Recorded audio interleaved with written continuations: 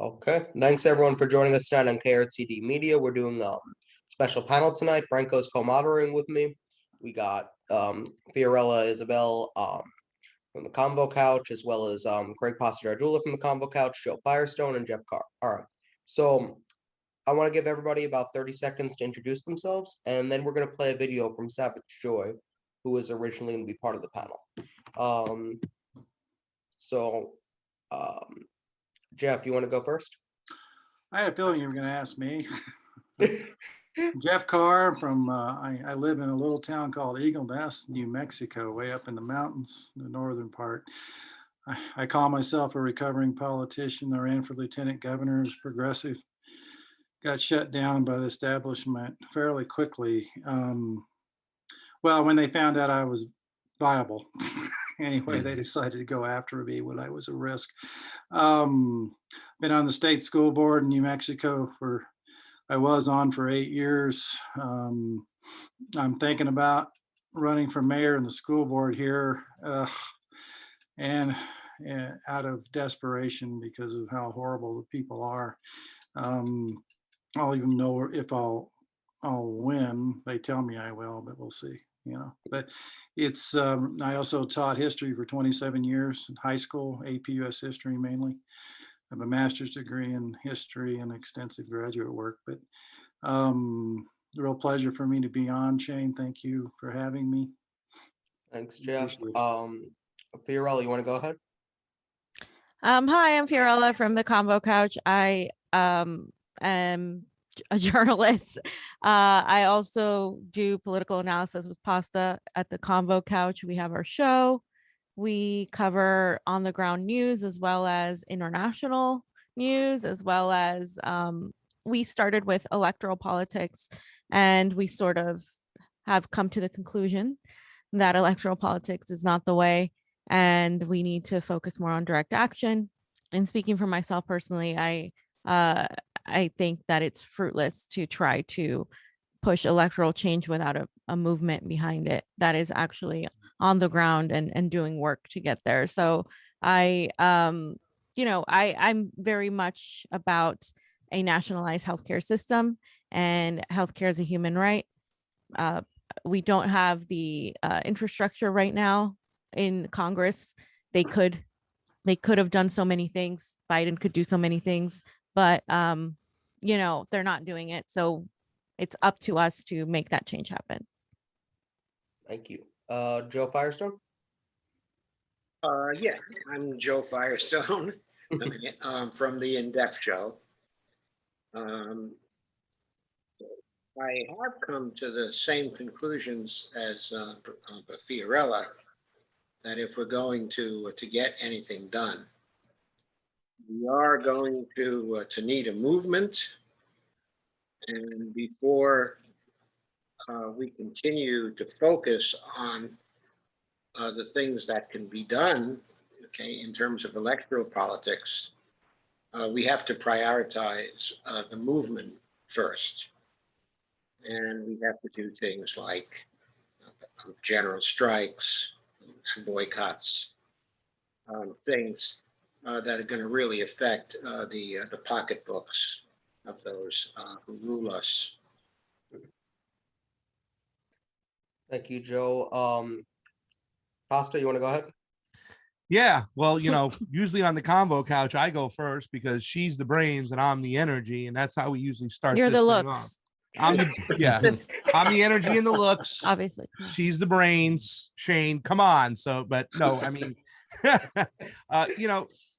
just what everybody's talking about, like really quick, just coming into everything, how do we achieve a Medicare for all type of, society where we can all have healthcare as a human right? Well, first we have to fix corruption. No matter whatever we want to do, I think it's all about fixing corruption, and then we can move on to the things we need to do or we can collectively agree on. So yeah, when we talk about Medicare for all, I'm very concerned about what that system is going to look like. I don't want government controlled healthcare. I would like them to be part of the financial part of it, and then we get to choose what type of healthcare we want. So, just a little sprinkle on what everybody's talking about right now. When you talk about these direct actions, I hope these direct actions lead to taking out the corruption that's involved within our government so that we can actually get to the things that we want to accomplish as a nation together, whether it be healthcare, civil liberties, all that stuff. So yeah, that's just pretty much my personal opinion. That's why I'm so about like the general strike mentality, is everybody getting together and going after these people who are pretty much suppressing us plebs. So I look forward to this conversation today, and it's nice being the energy and the beauty of the combo couch with the Rains here as well. Wonderful.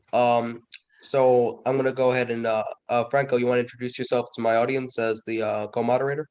Yeah, so I'm co-moderating this. I'm the host of Frank Analysis, and I look forward to hearing from some of these speakers or people who are invited to speak and hear how we can improve marches such as the March for Medicare for All, and how we can grow these movements into something like a general strike, and how we can even go beyond just direct action, but also organizing with your community, so that we can take power away from these corporations. So it's an honor to be here as a co-moderator. Thank you very much for having me. Absolutely. And just a little bit of context here for you guys. So Fia and Pastor Fiorella and Pastor, can you tell everybody which march you were at, just so everybody knows? Yeah, we were at the March for Medicare for All for Los Angeles.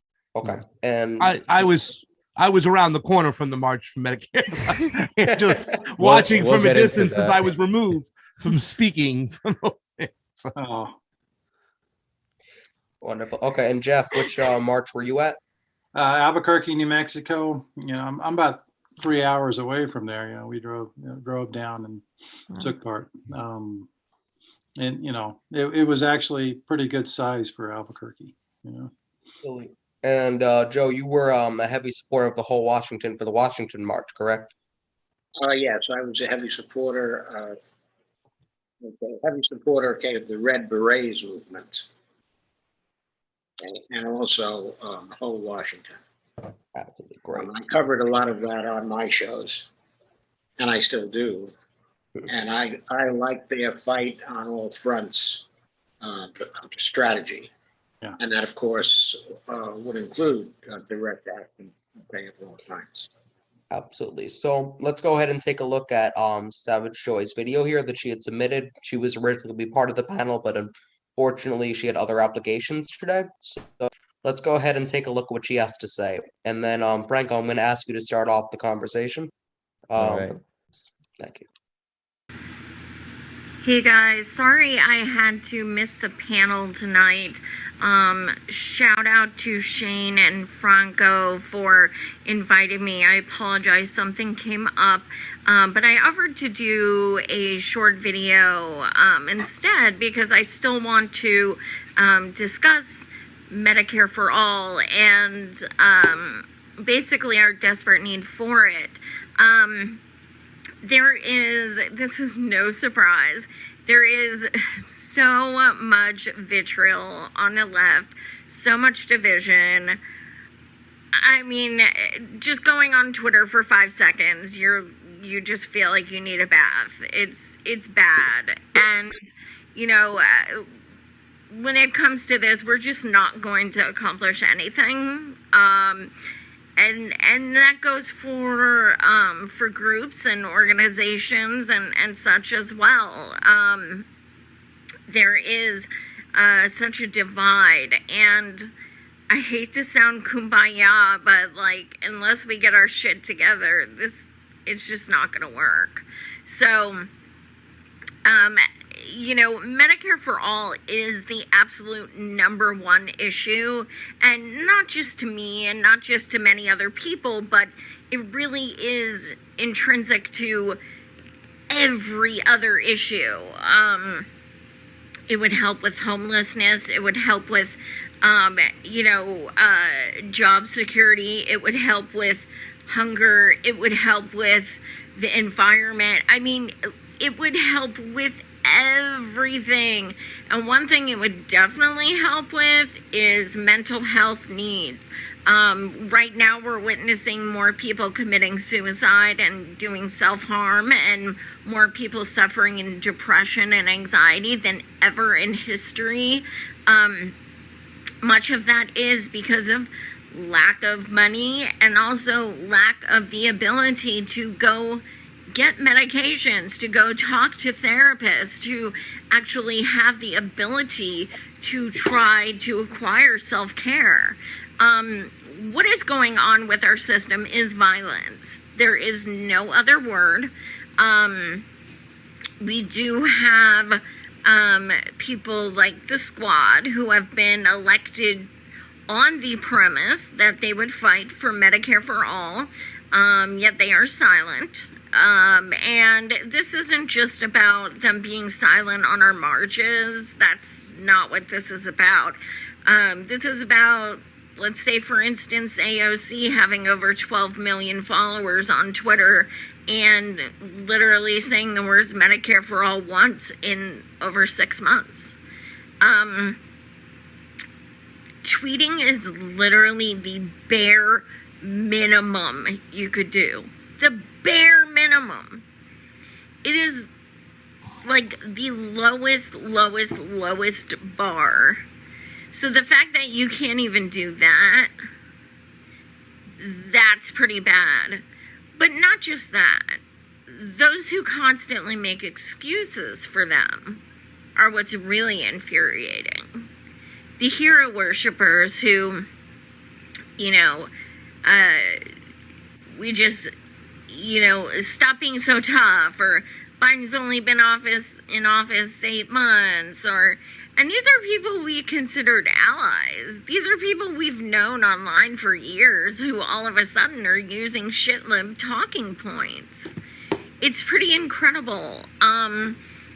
Very disappointing. If anything, right now, we should all be going more left.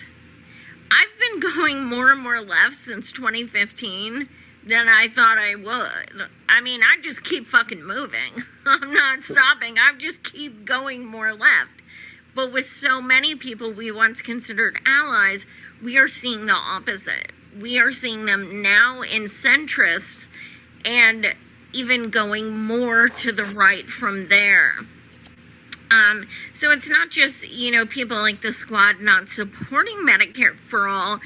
It's also the fact that, say, AOC donated $100,000 to candidates who don't even support Medicare for all.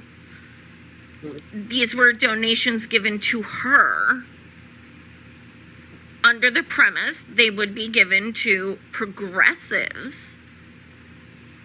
But instead, she gave them to people who are already elected, establishment stooges, and has now hurt the chance of grassroots candidates getting into the race because she's already endorsed the shitlib ones who don't support Medicare for all or any other progressive policies.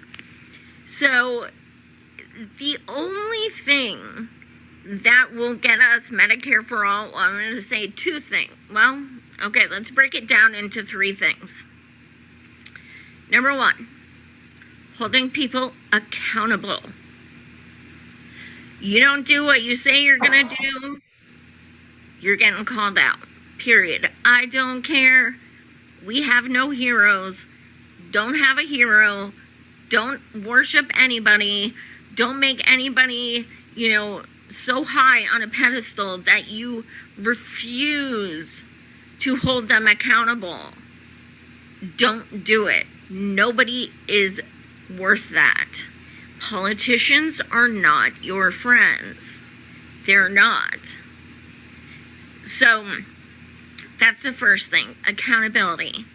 The second thing is, let's focus a lot more on getting money out of politics. That's one of the reasons we don't have Medicare for all, is because we have people in Congress and Senate and White House who love to take money from big insurance and big pharma. That is a bribe. Every time they give those people that money, they are then saying, I promise I won't vote for Medicare for all. It's an exchange. It's a purchase. And then the third thing is direct action. I know a lot of people on Twitter love to say, oh, what's that going to do? Oh, yeah, you're marching in the streets. Oh, well, big deal, whatever. Well, guess what? It's more than you've been doing. That's first of all. Second of all, let's look at women's right to vote, civil rights, LGBTQ, George Floyd. Did any changes happen by electoral politics? Because I can't think of any. The real systematic change has happened from people saying, fuck this, and getting in the streets. If you don't support people getting in the streets and fighting for humanity and fighting for we the people, fighting for those who are hurting, your privilege is showing. You don't have to agree on strategy all the time or like everyone who's doing it. But what are you going to say when your grandkid comes up to you and says, Daddy, or excuse me, Granddaddy, what did you do in the recession of 2021? What did you do when all the people were protesting for George Floyd? And what did you do during, all the unrest of 50 million people without insurance and people going homeless? What did you do? Well, I tweeted really hard. And if you're okay with that, so be it. That's your legacy. You can die on that hill. More power to you. But I'm not okay with that. And I know so many of you are not either. So it's time to not focus so much on organizations. Let's focus on action. Whether that's with friends, whether it's with, family, whether it's you by yourself. I have been the only person standing on the Capitol steps before. I've done it before, and I know I'm not the only one. This is about what can we do to help people? And the answer is, there is no clear answer. So the answer is we try everything. The answer is we just get out and we try everything. We try marches. We try signing petitions. We try filing the petition with the UN. We try everything. Period.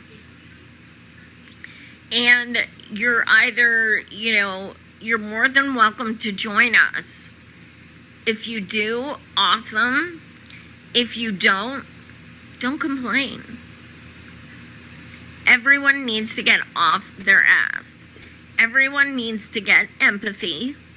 Everyone needs to check their privilege. And the thing people have to realize is that, yes, I am disabled. Yes, I did go blind, 85% blind. But I've supported Medicare for all for 6 years. Well, more than that, actually. I just started being an activist in 2015 because of Bernard. But I've supported Medicare for all for years. I used to work in health insurance for over a decade.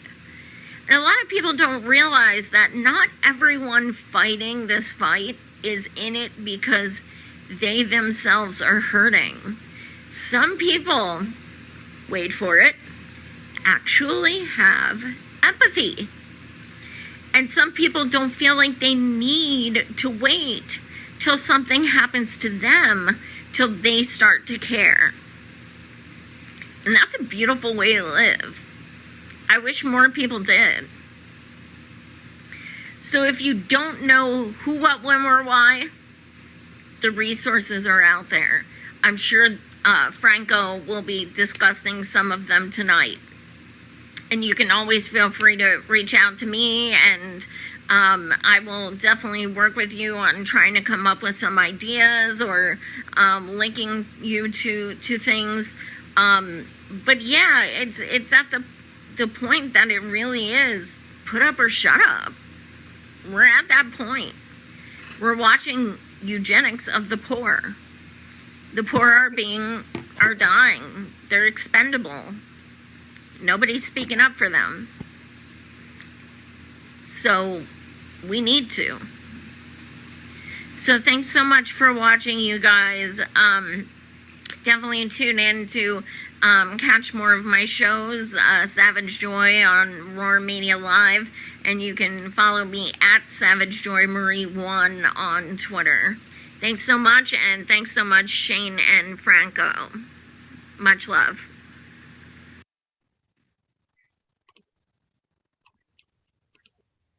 Okay, there we go. All right. So if you want to go ahead and get the conversation started. Yeah, that was an excellent breakdown, diagnosing the problem and talking about the necessity of direct action by Savage Joy. I'm sure since everybody here was invited to speak at these events would agree about the urgency of direct action. So now we're at a point where we should be critiquing and discussing how we can improve these direct action events. So I just want to go around and discuss how everybody give a rating about how your event went at your location, and then give a review about how that event went, how it can be improved. So whoever wants to start, go ahead. How explain where you were at and what rating you give that event and how it can be improved, etc. Damn. Ladies first. You're the only lady here.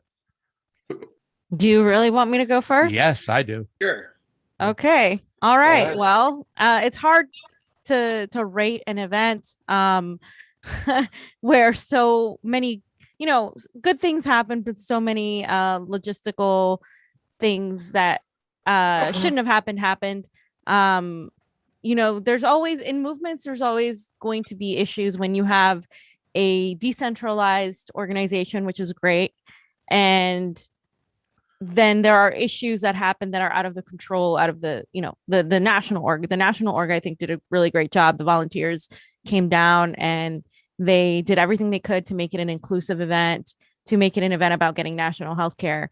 What happened was there was a sort of, mishandling by certain individuals. And that really just, it became more about being right and pushing their beliefs onto everybody than about the bigger fight, which was getting healthcare for all. And that wasn't the national org, that was the individual organizers in California that did that. And I don't want to waste too much people's time on that, but I just wanted to say it was extremely mishandled.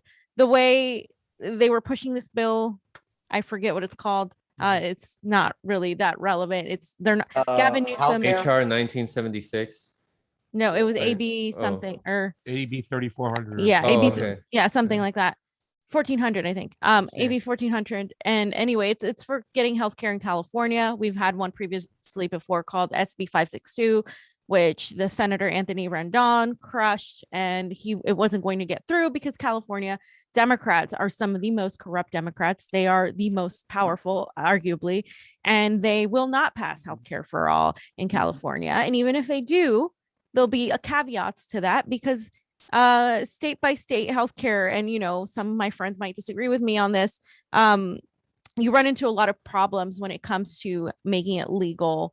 You have to go around to try to find ways to legalize that on the federal level. This is why people like Nancy Pelosi constantly promote state by state. That's why she says, go get it in your state, because she knows that people in California, especially California, and I'm speaking mainly from California, aren't going to, they're not going to allow that to happen. So it became more about this bill that was dead on arrival than about actually pushing the greater thing of Medicare for all and about attacking certain people. I don't know if you want to say something about because it was mainly an attack on you. The whole COVID thing too, we should be, and I don't want to say too much on that, but we should be able to be inclusive of whether people took it or not, took the vaccination or not. And we should be not asking questions that are just came off as very tyrannical to Pasta, and I'm not going to speak for him, he can speak for himself, but just on that note, it was just extremely exclusive in that smaller organizational space. Again, not to say anything about national. I thought they did a wonderful job of handling it afterwards, and I appreciate all the work that was done. What was great was that we had plenty of speakers that were very much where we're at about direct action, and we were able to put that and bring that out in the into the forefront and talk about it. And a lot of people attended, and people really enjoyed what a lot of us had to say. A lot of us that are known as being nuclear, for simply saying that we're done with politicians. And so, you know, a lot of people resonate with that because the working class doesn't have the ability to put this on the back burner and say, well, this doesn't work, or stop criticizing Nina Turner, or stop criticizing AOC. The working class doesn't have that I don't want to say privilege, but it is, or that you know, that time to really do all that stuff. So yeah, I'll hand it off to you.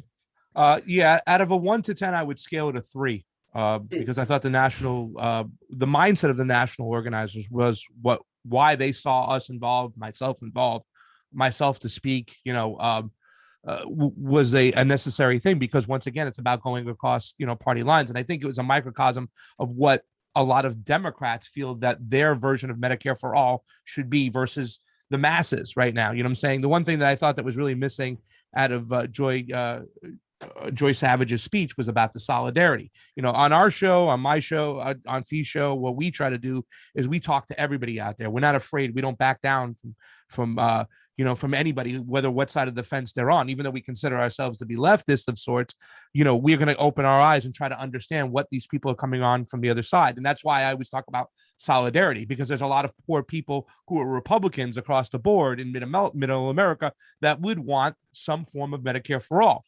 But what the local organizers saw over here was their version of Medicare for all. Oh, I didn't believe in science. I didn't believe in the vaccine necessarily, or wearing a mask, or what that should be. And that's their version of Medicare for all. A lot of these people also believe in eliminating private insurance too, as well. That's not the Medicare for all I see. You know what I'm saying? Just up until last year, up until 2020, Medicare never covered acupuncture, right? So for a person like myself, who, you know, has eczema and stuff like that, I want to go and use Eastern medicine, right? So I want to go the Chinese way and herbs and whatnot and everything, but it's not the same style of treatment that you get in Western medicine.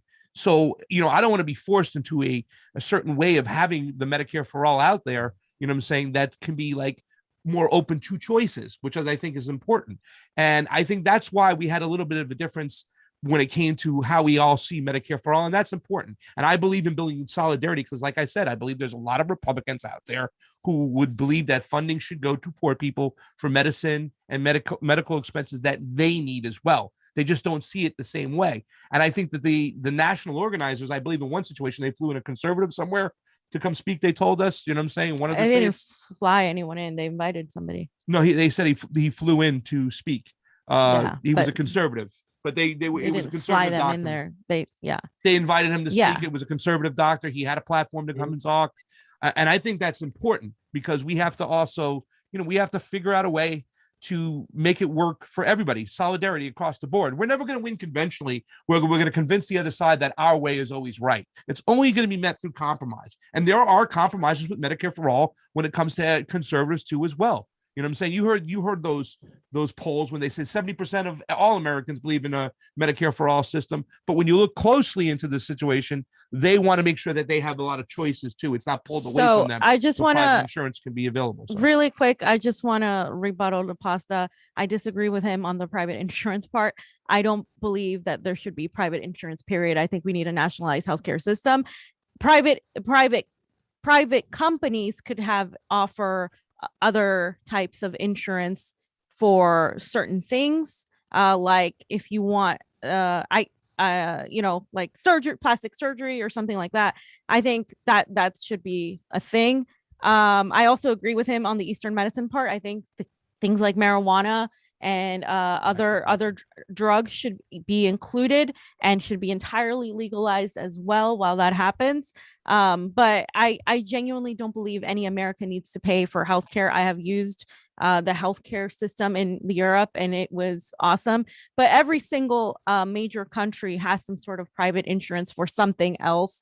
But that is in no way in comparison to what big pharma has and Mhm. big insurance companies have here. That needs to go. And those people need to not be involved in the legislation at all in writing any of that. That should come from the people.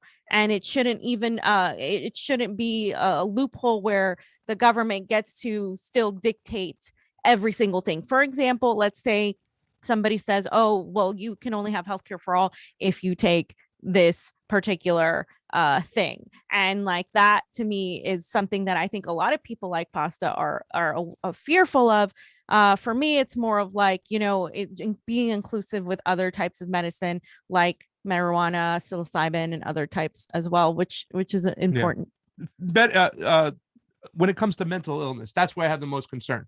So for instance, if a Medicare offer system could only merit you going to the therapist once a month, and that's all the system allowed, what about a person who needs to go every week or every other week and stuff like that? That's why I would say that I would always want to have some form of private insurance that would allow that person to do that. You know what I'm saying? Until a system proves to me that it can take on the whole eggshell.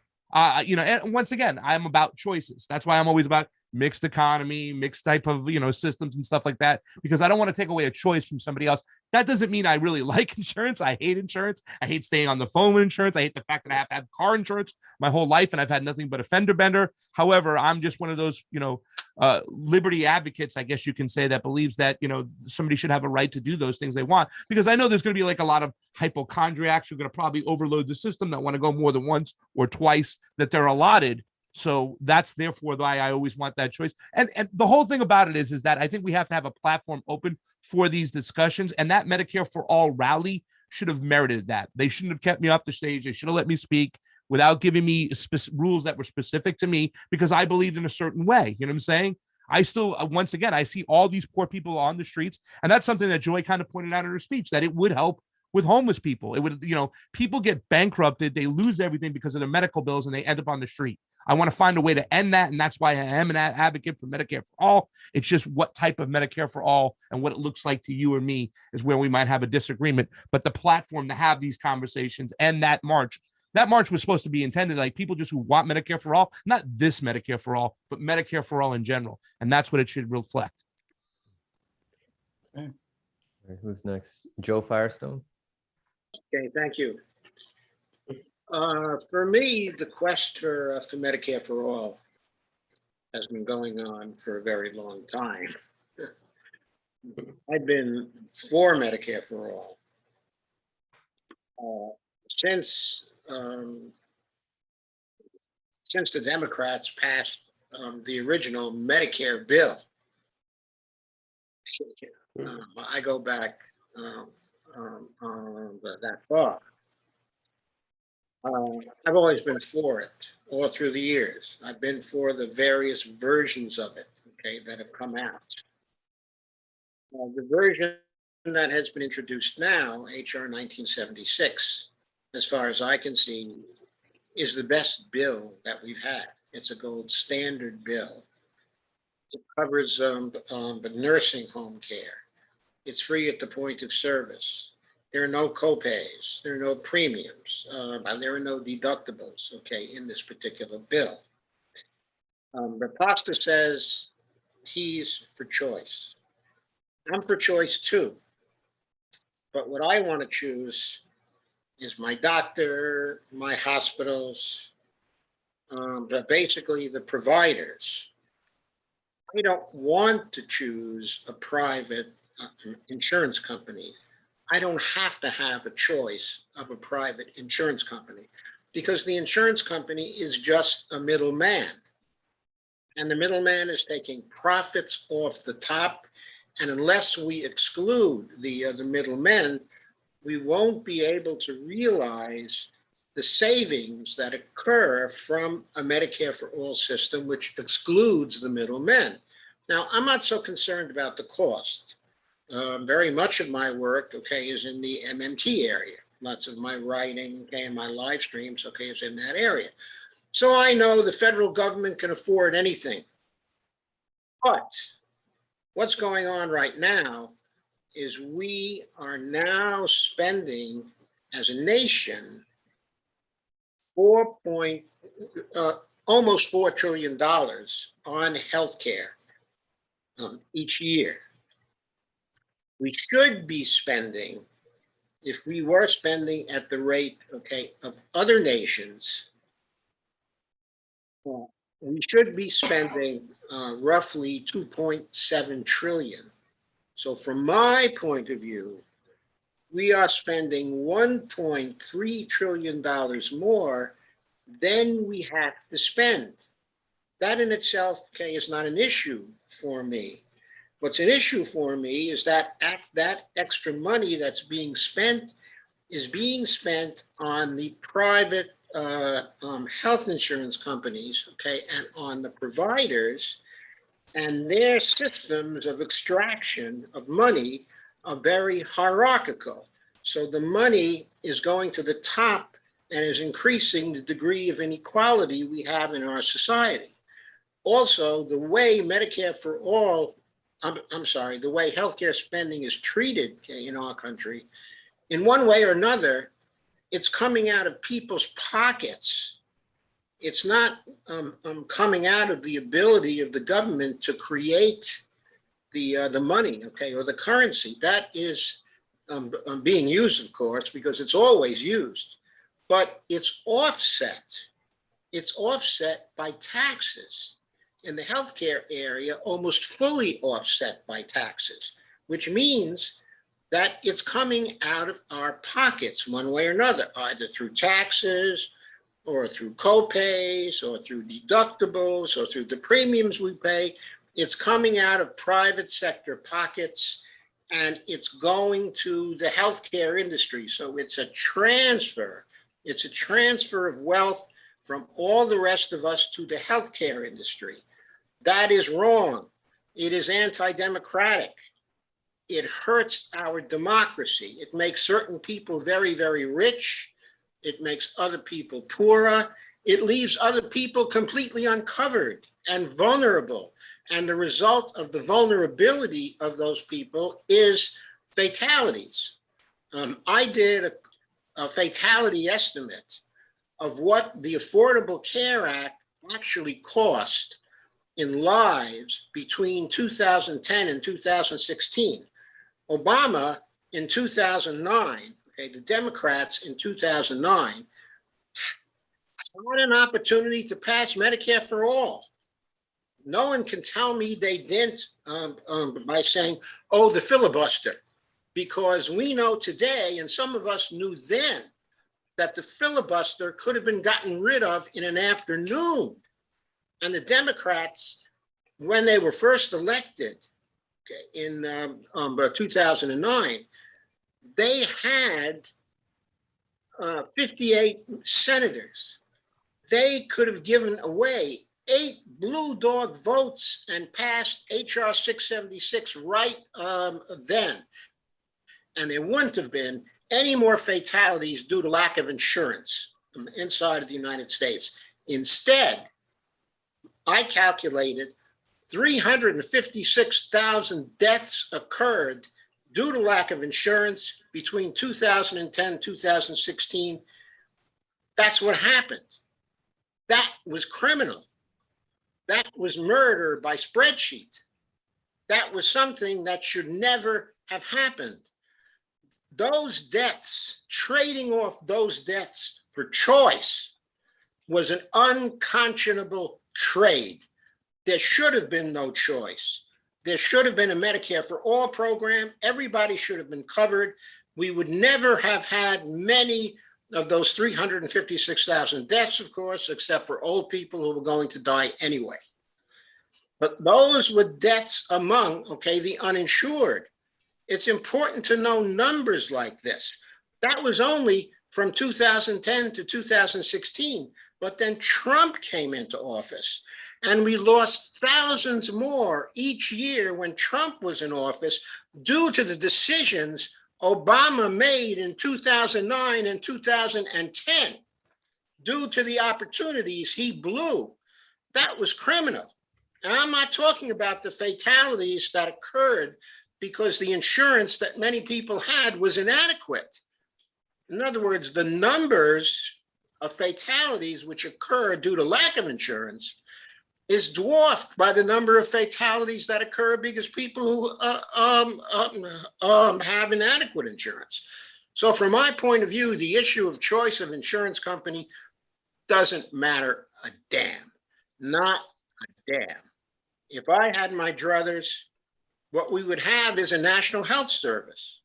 But recognize that for Americans, they really want to have choice of providers.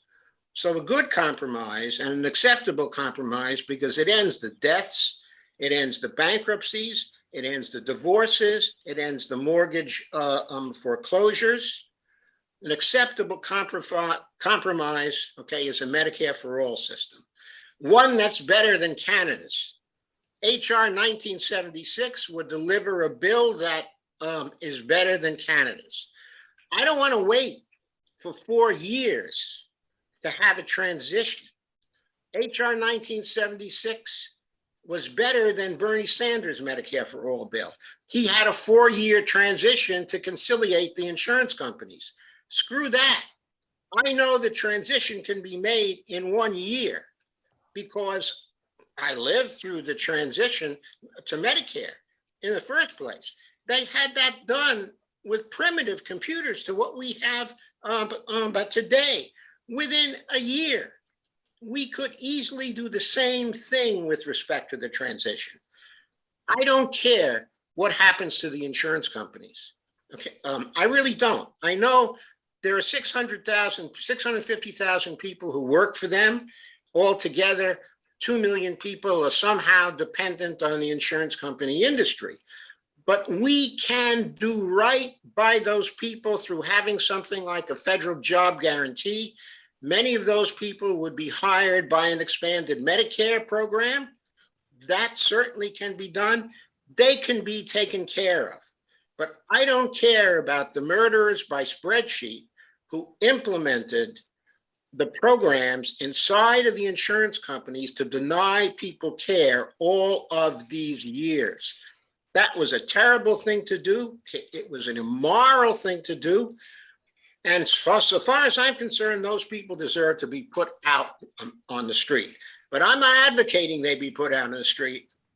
I'm all for giving transitional programs for people who have to have a transition to some other form, okay, of work, okay, or employment. Okay, that's okay. But inside, the emotions are telling me that the people who facilitated those killings should be out on the street. So that's the way, okay, I feel about it. I'm all for a Medicare for All program. I'm all for direct action, okay, to get one. But I'm also all for a fighting on all fronts type of strategy. And what that actually means to me is having a direct action, always pushing for national Medicare for all each day and in every way we can, but also pushing for single payer programs in various states. The reason why I want the single payer programs in various states is because the single payer programs are parts of the movement. They are tools. They are a method to get people on the side of Medicare for all. They don't, I know some people say, well, it's going to slow people down because people who get it in one state or another are going to say, I've got mine. I don't really care about other people. But there are people in those same states who passed the single payer bills who want Medicare for all for everybody. They will continue to work for a national Medicare for all program. But it's not simply them. People in other states who see the single payer programs actually working, but whose legislatures are blocking passage of single payer in their states, will nag the hell out of their senators for a national single payer program because the Republican legislatures in those states are not going to pass a single payer program. Their only chance of getting one is to nag the hell out of their senators to turn around and to vote for it on the national level.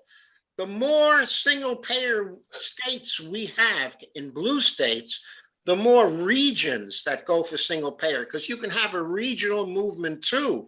Number of states can join together and have compacts among these states, which would allow them to negotiate with providers to lower costs still further, to get waivers from the federal government, or to constitute themselves as public option insurance companies inside of the states, to work on sort of a Medicare Advantage program type of idea, but as nonprofits. They can still cut expenses in the states, spending on healthcare in the states, by something like 33%. And when people across the country see that done, when they see people getting healthcare free at the point of service, they're going to lobby strong for Medicare for all. They're going to strengthen the national movement for Medicare for all. It's all one movement. It's all working together. It's all waking people up to really put the pressure on the representatives in Washington to pass it or else, to support the direct actions, and to really make them understand their careers will not survive if they don't pass Medicare for all. And Sorry. Jeff, what would you say about your event? How did it go? How do you think that it can improve, and what rating would you Okay. give it? Okay, I'll answer that question. For the event I watched, I did not actually go to Washington. I am 82 years old. I live maybe 40 miles outside of Washington. Okay, it's hard for me to get in there. It was a very hot day and I was concerned. So I stayed home, but I watched every speech. Mhm. And my feeling about that was that the Washington March, at least the rally that I saw, was very well organized. The speakers were excellent. They were uniformly excellent. And every one of them emphasized the national movement for Medicare for all. Nobody talked about state-based programs. Why did they not talk about the state-based programs? Because even people who were there who were working for state-based programs, unlike the people in California, understood that this march was for the national program. And so people from whole Washington, okay, and from the Red Berets movement who spoke at the Washington March spoke only about the national program. They said not a word about their state program, that they had an initiative that they were working to pass. They didn't do what the California people did. They did what was supposed to be done at this particular march, and I think they did it well. Right. Okay, And so I'd Jeff, like what would you say? how could it be improved? Well, one way it could be improved. Sorry, I just want to I mean, give some more I time to don't- some I of the don't- other guests who are here. Sure, I'm happy. Yeah. So Jeff, what are your thoughts? Well, the Green Party actually started the one here. I know they started them in several states as well. The Democratic Socialists of America came in. Some so-called progressive Democrats came in and really tried to take the whole thing over. The lady that started it was a good lady, great heart. Also, the establishment Democrats, the labor unions told their members not to show up. We had Melanie Stansberry, who was the congresswoman that took over for Deb Haaland. She spoke. She did join the Progressive Caucus when she went in. She came out of our state legislature. She was one of the more progressive members of the state legislature, and more progressive than, a little bit more progressive than the woman that she beat out. But she gave her speech. She didn't mention Medicare for all until the very end. She gave an interview where she was asked poignantly about it. She said she was concerned about the cost. She was asked about whether she would really fight for it, or she's just going to put her name on it. And she said, oh, she said she would. No, she won't. You know, and she took a couple of photos, ops, and then left. We had a representative there from the state legislature who pretty much did the same thing. I've known the representative for years, and she's okay, you know. And our legislature has taken a more progressive bent in this last year than most. We got, you know, we legalized marijuana and all those things, but not because of the governor. It was because of the leadership coming out of the legislature. The governor is a neolib, big time. She had hoped to be part of Biden's cabinet, and that fell through. Deb Haaland got it, I guess, because of you know, identity politics, and everybody was all excited. Not anymore. You know, it's so in health. You know, we stood there the whole time. I brought my father-in-law, who is 80, and my wife came as well. And I haven't been active or seen hardly anybody in politics since I got out of my last race. But it's what needs to be done. You know, it's we're being attacked by all sides. And well, actually, there's only one side. There's us and there's them. You know, it's the leftists. I used to call myself a progressive, and I'd say I was a FDR progressive. And I was told by Democrats in this state, no, we don't use that word anymore. We're just Democrats. And I was just like, what are you talking about? And it's on healthcare. I mean, we've had we don't have much time.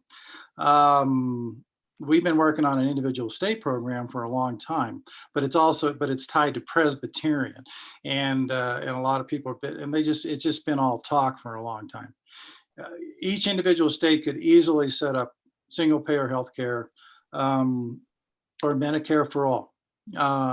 And it's a lot easier than you think. And setting up a state bank first is important. There's a whole bunch of issues. I'm more of a holistic thinker. I know all these things go hand in hand to help the people of this country. You know, I mean, for instance, New Mexico is dead last in child poverty. You know, and what we do, and we do have a good Medicaid program for the ultra poor, and they cover a lot of things that other states' Medicaids don't cover. But we still have that gap, you know, in the middle. You know, and I got the best coverage I could possibly have at the moment, you know, but it's just gotten progressively worse over the years, and it's a really sorry state of affairs. I'm on about the same page as Chris Hedges. I think it's going to take a major catastrophe historically in this country. I mean, 80% of the people in 1941 were against getting involved in World War II. It took Pearl Harbor for people to change their minds about it.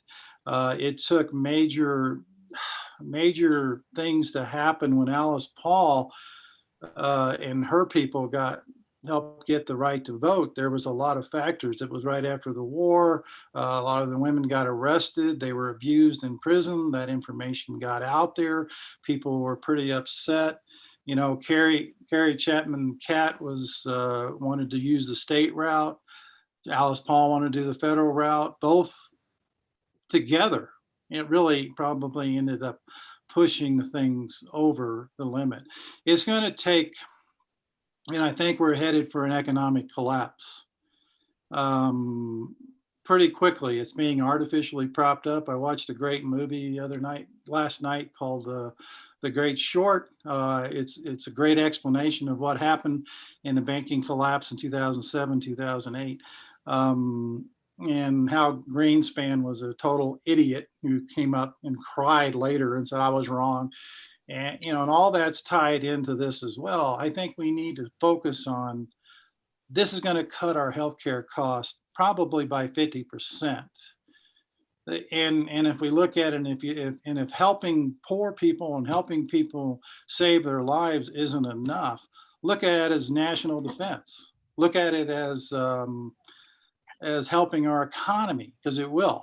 And all these things that we're doing, including, and healthcare is such an important element, but the Green New Deal and all the other things that go in this, all these things that we need to fund, that we want to fund as people from the left, will help out everything. And then we're talking about mental health, everything. What happened? You've got stage 4 cancer, and if you watch Breaking Bad, and the teacher has stage 4 cancer, and he's like, I'm going to leave my family broke. So he starts dealing meth, and it's, that was, you saw that show, it was a form of mental illness right there. What am I going to do? I'm going to go broke. My family's going to be broke. And what are we going to do? There's so much tied up with healthcare and all the other things we need to do. And we need to focus on everything. And there's all those people voted for Trump thought he was going to give them healthcare, and he, of course, he didn't. And we can get those people just with healthcare alone. I don't know, 5-10% of them at the most, maybe, but that's a big factor. But again, I'm with you guys in the combo couch. I don't think politics are going to be our answer. It has to be a major action, and in order to get people to wake up and get out into the street like we did last summer, it's going to take a lot of people being hurt pretty badly, unfortunately. Read up on the French Revolution. I'm rereading some stuff on the French Revolution right now. There's a lot of similarities. And I think, unfortunately, I think that's probably where we're going to be headed. I mean, some of the first communists came out of there. It was quite a thing. I believe it will take a major catastrophe. And we're headed for it, unfortunately. And it's sad. And I feel horrible that in my lifetime I couldn't do more to do this. And electoral politics on the local level could be helpful too, but on the national level, governors, it's a mess. The idea that voting is going to get us where we need to go is really a joke. That doesn't mean we still shouldn't vote when there's somebody worth voting for. If voting changed anything, it would fucking be abolished. We could have a direct democracy in this country. We have the technology to do it. We could all vote on every major thing that happens via computer, and are there possible issues with everything? But we could have a direct democracy in this country. We could do it worldwide. But it's, there's a lot of things going, and I know these things aren't probably going to be settled in my lifetime, but I want to do everything I can do. I have a daughter who's going to have to live through this mess, and she doesn't even want to have any children, and I don't blame her, and she's 30 years old, and I don't, it's amazing. And, we're being attacked by all sides. And right now I'm kind of seeing the CIA everywhere. It's amazing. Once you get into the tip of the iceberg, what the CIA's been involved in the last 60 years, instead of blaming Antifa, you should be blaming the CIA. They've got their hands everywhere, and it's ugly, and it's not, nobody's watching them. But I know I'm getting off of healthcare, but it's all tied in. People are convinced the CIA killed Kennedy. Well, got out of. People think the CIA is going to kill Joe Biden now, right? Oh, get out of here! It's like, oh yeah, look what we get. It's we killed Kennedy. We got Lyndon Johnson. Well, at least he gave us Medicare. But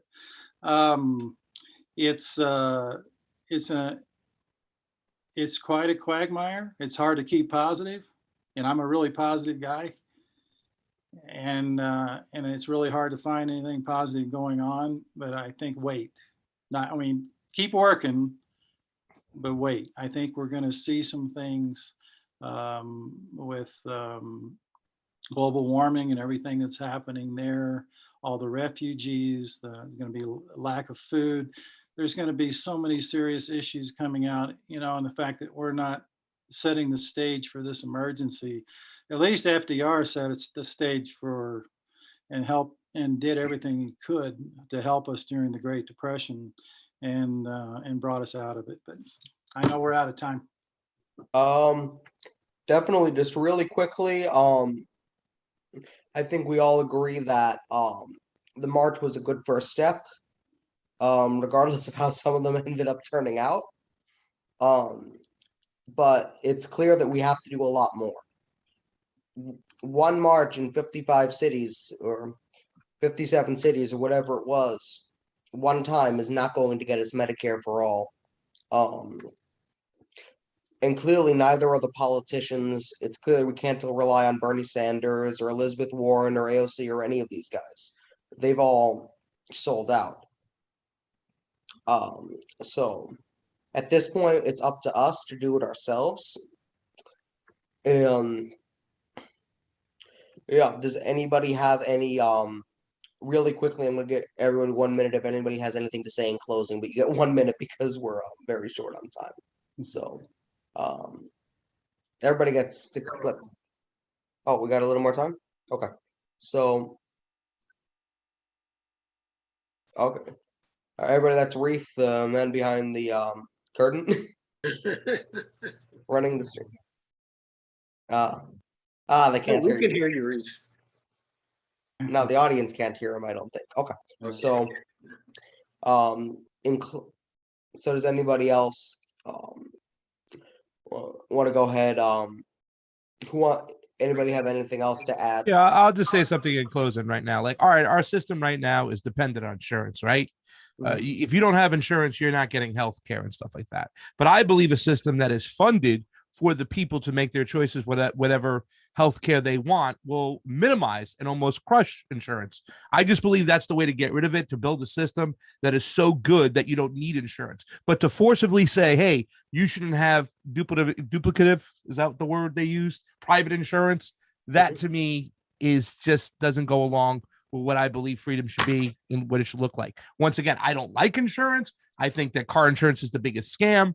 However, I just like a service, like I'm in the crypto, Joe, I know you're an MMT guy, but I just spoke to my mother today. I said, Ma, why don't you want to get more into crypto? It's because she can't call somebody like a broker that she spends so much money with, but she wants that service. And I think a lot of people still want that private service with themselves. So just taking it away and say, even though I think what you said held a lot of weight as far as how these insurance people kill people, literally, but if you have a system that is no longer dependent on insurance will go to the spot it should go to and play the role it should play. So, if we want to eliminate service, let's build a system that says we don't need insurance in the long run. So do you want the insurance companies playing a role in the legislation? No, not at all. I don't want them to have a seat at the table. I feel like what you're saying is confusing then. So you don't want insurance companies to be involved in there. I don't want them to have a seat at the table in deciding what kind of healthcare we have. I want the funding for healthcare to go to the people they want, but some people are going to still want that service, and telling them they can't have that service. I don't think. Couldn't that be simply done by putting those insurance workers to work in the Medicare for all system, and then maybe letting people answer the phone, and maybe even in addition to that, maybe getting rid of the robots that answer the phone that are so annoying, and creating another job to have somebody like the old school, like in the 60s, you got the switchboard operator people. Yeah. I mean, to answer that question, I'm assuming if we had a healthcare system, a lot of people would transition into that system, that governmental funding system. But once again, it's the people's choice, because a lot of people still want the right to get insurance, even though it sucks. I don't want to take away that right. Why would you want insurance if it sucks? I don't want it because it sucks. But if you want to convince my mother, my aunt, my uncle that insurance sucks, they still want it. They want the right to choose it. I just don't want to take away the right to choose it. That's like me telling you that I'm going to tell you what's good for you, regardless of your feelings. And I don't believe in that. Okay. Well, that just doesn't make sense to me, because they have the right to choose their doctor. The only reason they want their insurance is because the insurance provides them, hey, here's your network of your doctor. That's why they want the right. The choice is the right to choose your doctor. In fact, taking the private insurance out gives people the right to choose their fucking doctor that is a good doctor instead of the doctor they're told to choose, which is what happens when you have private insurance. So There's, like, 100%. everybody in the Medicare for All system, everybody who was in insurance, who was already accepting insurance, would have to accept Medicare for All. Now, there's going to be those doctors who are like, oh, we're premium doctors and we don't accept Right. any They should have the insurance. right to do that if Mhm. they want. That could be a compromise where somebody's like, oh, I want this and extra service, blah, blah, blah. Then your mom can say, I want premium insurance. But to say that that's taking away their choice by trying to keep insurance there, to me, just doesn't make sense. Yeah, but they have the right to the premium insurance, is what you just said. Yeah. Right? Okay, that's what I'm saying. They have But that right. that's not the same Yeah. thing as having private insurance still making decisions and you still having to call them to, because that's not choice. that was given to us in a system where to eliminate choice, because if it was choice, we would have the choice to pick any doctor we would want. I want to go to Cedars-Sinai right now and get the best doctors. I could go there and get treated, period, end of story. Yeah. Would a national healthcare service allow you to go to them as much times as you want, as long as you want? Okay, so we could talk about the Yeah. set times that we have, and then if you want additional, then you go to a private That's what I'm insurance. talking Okay, about. but that's not how it comes across. So that's why we're having this discussion. Yeah, 'cause- but that's what I'm saying is that if our system is dependent on insurance right now, if we had a system that didn't depend on insurance, it would shrink and eliminate the insurance down to what it is. But what I'm talking about is the extra stuff that if somebody wanted, you know what I'm saying, that private insurance for those extras, they have the right to go Of get course, that. That's what I'm saying. That's how Well, it is you- in hang most on. countries. Exactly, but a So, lot of Craig, people for Craig, Medicare for All, they want to right, eliminate right. it.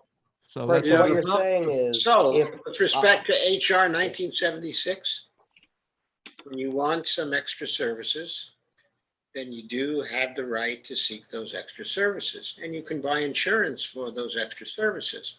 But for all the services that are covered by HR 1976, you can go to any provider, and you can go as many times as you want, okay, to any provider. There are no controls on that in HR 1976. Okay, to consider something that was done, okay, in another country. In Taiwan, in about 1994, they were looking to put in a single payer system. They called consultants from the Brookings Institution in. And those consultants at that time were for Medicare for All. When they told the Taiwanese to model their system, their Medicare for All system, okay, on our Medicare system. And they did. And they got to nearly 100% coverage in their country and in their system. You can go see any practitioner anytime you want, for as many times as you want. There aren't those kinds of cost controls on the system. The people there really love that system. They had a hearing on it in Congress in about 2009, okay, I believe it was. The hearing was in, Lynn Woolsey was the co-chair of the Congressional Progressive Caucus, okay, at that time. And her research fellow was Margaret Flowers. And Margaret organized this panel on the Taiwanese healthcare system. And it was very illuminating, okay? There were papers that people gave. They went into detail about the whole system. The fact that it was based on our Medicare system. And the fact that at that time, already between 1994 and 2000, okay, and 9, it came to cover almost everybody in Taiwan. They were close to 100% of coverage, okay, at that time. Everybody loved the system. There were no bankruptcies, no divorces, no foreclosures, and no fatalities due to lack of insurance. It was our system. They took our system and they just gave it to everybody and they expanded the coverage. And we did without. And they took it and they still have it. And we can't even get a public option. It's a tragedy. It's a total tragedy. People dying all these years. And the Taiwanese got our system. Yeah. Also, what Pasta was talking about, the choice of insurance company, okay, or having choice if you want to have an insurance company. What do you want the choice of an insurance company for if you can just go to any doctor yourself or any hospital yourself, okay, or any chiropractor yourself, okay, or any practitioner of Eastern medicine yourself? You go there with your health insurance card. They take down the data from your health insurance card. It's free at the point of service. They submit a bill to the government. You get the care. You are not involved in the payment system or the monetary system at all. That's it. Isn't that the system we want? I think it is. I think it's the system your mother wants, Pasta. Yeah, I think so too. I'd like to see that system work when somebody can go, for what I understand, looking at a lot of the Medicare for all bills, there'll be some restrictions on the healthcare you can get. Like I said, for instance, if I'm only limited to go to the psychologist once a month, that's an issue. But if I had extra insurance, I can pay for it to go twice a month. So be it. Now, don't get me wrong, Joe, if they create this type of system where it works flawlessly and insurance is not needed, insurance will go away. You know what I'm saying? But for whatever reasons, if somebody wants to go for plastic care, and like we said, up until 2020, acupuncture was not covered by Medicare, right? Just until recently, it started getting covered, especially with the opioid addictions coming from, Washington in specific, because they didn't want to give them opioids. So up until that point, I couldn't get that type of acupuncture. It wasn't covered by my medical program until just recently. So I'd like to see a system that will be over encompassing and covering everything, and then the need for insurance will just go away. But to force it to go away. So my advice is read HR 1976. It's only about 125 pages. That's short. It's not that hard. I'll let Fam read it and she'll break it down. She reads so quickly. And she's much more knowledgeable in this area, as you can see, than I am. So, Thank you for that information about Taiwan. That's actually amazing. I didn't know about that. That's enlightening. I just want to close out by saying I think this discussion was productive because I think we understood what you were talking about. Because I didn't even understand what you were talking about. I was like, what's going on? So I'm glad we fleshed that out. And this is kind of like our dynamic. So I apologize. But I want to end by saying the focus should be, I'm not going to stand against anybody's way in fighting on all fronts. If you want to fight on all fronts, that's fine. I'm more for direct action. I do think the direct action obviously has a purpose. For me, Medicare for All is a compromise. It is not a national healthcare service.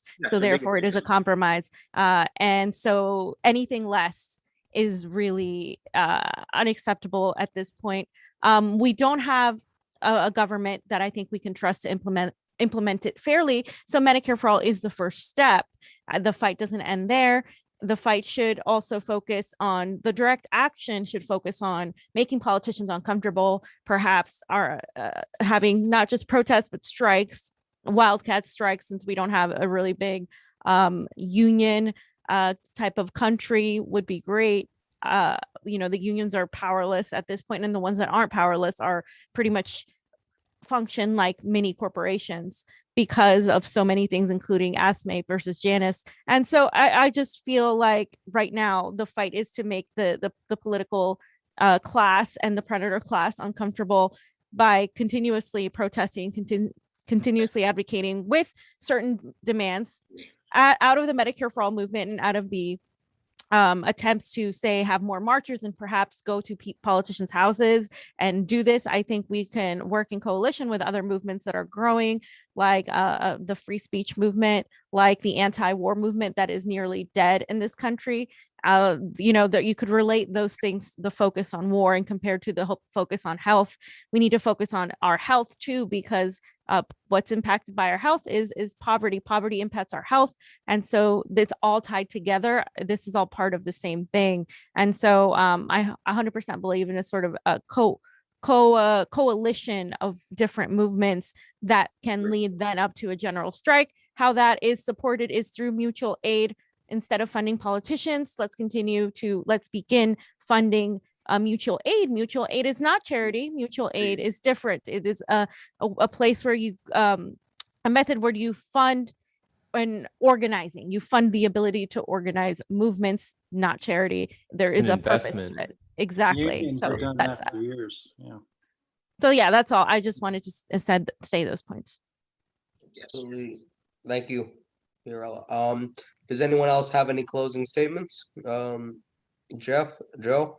I really, well, yeah, I like the idea of making politicians uncomfortable and continue to remind everybody, that there are servants. They're not somebody we should be putting up on pedestals.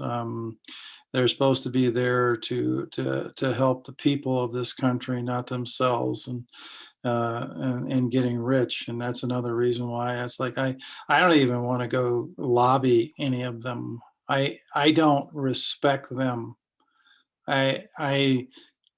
It's like you're begging, and they treat you like crap, unless you're going to give them a check for 10 grand or something.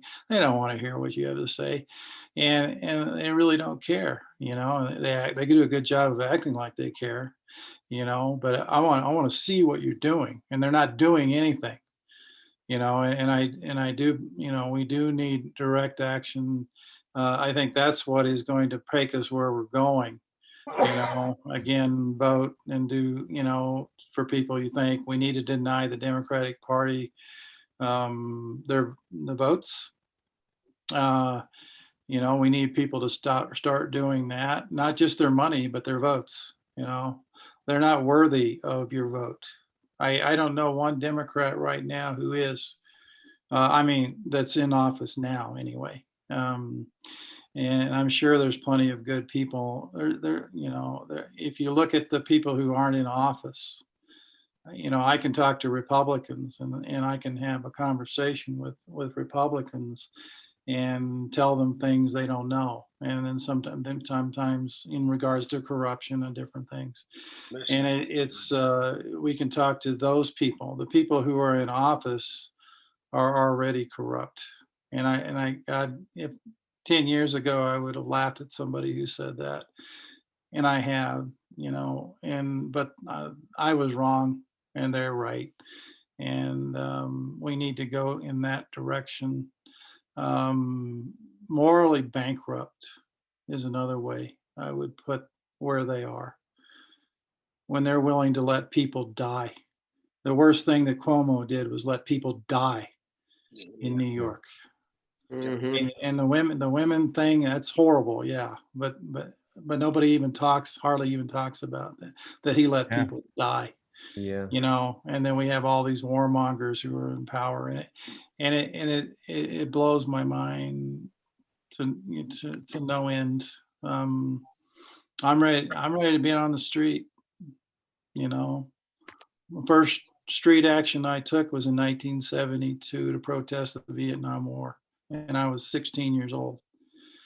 And the principal took me into the office and told me I was helping kill American soldiers by protesting the war. He's a worthless chicken hawk.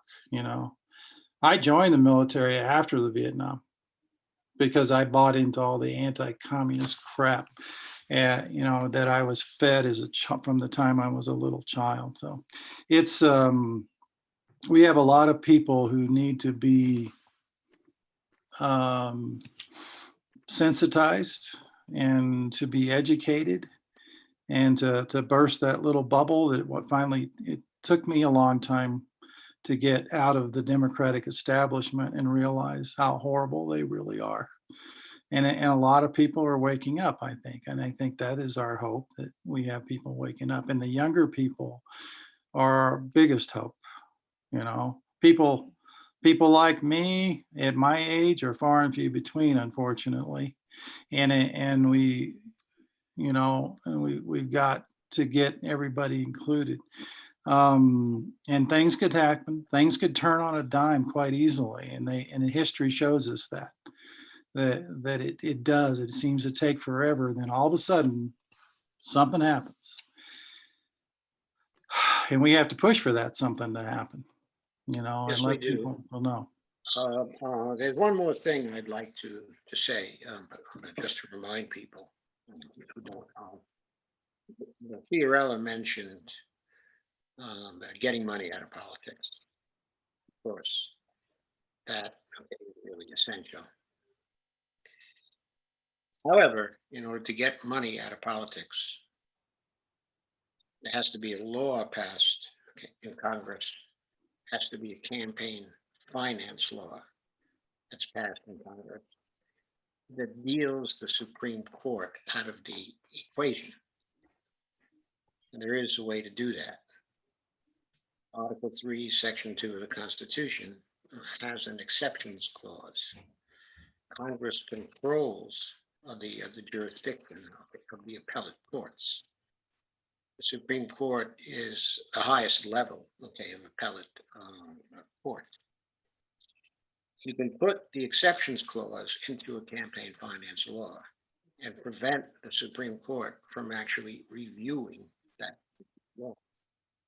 They would not be able to overturn it.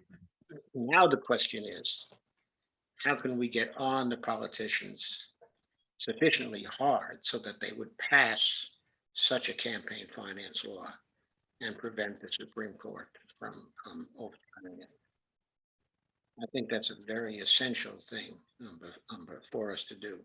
But that would stop the money flow to the politicians, stop the bribery.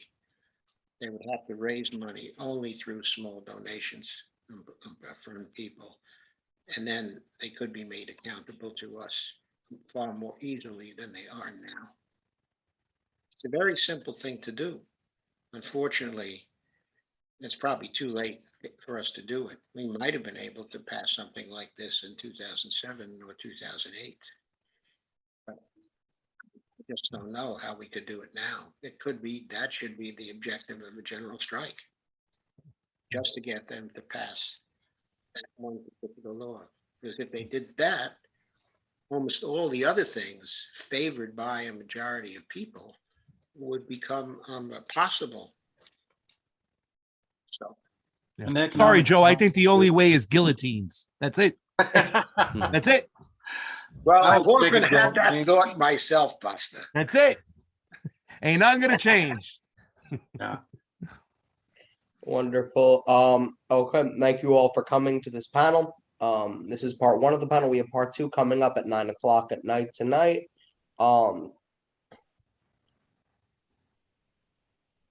Thanks everyone for tuning in. Franco, you want to wrap up here? Is there anything else we need to do? These conversations are really important. It's great that you know, a lot of people are realizing what the problems are and the urgency of what we need, and we need to get together and discuss more about these solutions, because there are some disagreements about how do we get to, you know, universal healthcare system. Are we going to allow like the government to have too much control if this happens? Because there are some people that disagree with this. But I think it's still important, like for me, I think it's still important to show solidarity with the people who want some changes now to stop the bleeding. But yeah, I think we should have more conversations with other people who have these viewpoints. And in the meantime, I think we should also be organizing and having some more community healthcare systems, like what the Black Panthers would do, have some more holistic medication. And, you know, doing this would take power away from the private sector and from these corporations. But yeah, the guests, you guys were all amazing. Thank you guys all for coming on. And that's pretty much all I have to say. Thank you guys very much. Yeah. Thanks, everyone. Send some love to Reef. Yeah. Reef, you're awesome. Reef. Yeah, you are awesome. You did Bye. great.